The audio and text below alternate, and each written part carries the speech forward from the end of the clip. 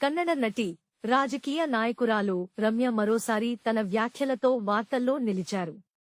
బాలీవుడ్ నటుడు రణ్వీర్ సింగ్ నటించిన దురంధర్ చిత్రంపై ఆమె సంచలన వ్యాఖ్యలు చేశారు.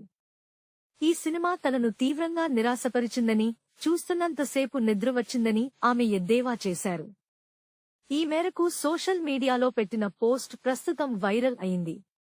ఈ నెల 19న విడుదలైన దురంధర్ చిత్రాన్ని చూసిన అనంతరం రమ్య తన అభిప్రాయాన్ని పంచుకున్నారు. ఇది మన సహనానికి పరీక్షలా ఉంది. దయచేసి థియేటర్లో మీ సమయాన్ని, డబ్బును వృధా చేసుకోకండి. ఇది ఓటీటీలో చూడాల్సిన సినిమా అని ఆమె పేర్కొన్నారు. దర్శకత్వం, సంభాషణలు, ఎడిటింగ్, నటన, నేపథ్య సంగీతం వంటి అన్ని విభాగాల్లో సినిమా విఫలమైందని విమర్శించారు.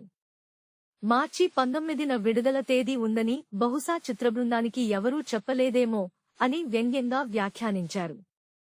రణ్వీర్, నువ్వు ఇంతకంటే బాగా చేయగలవు.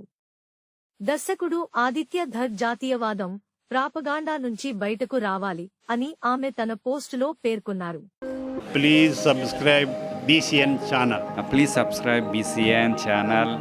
ఇందులో మీకు కావాల్సిన అన్ని రకాల హంగులు ఉంటాయి.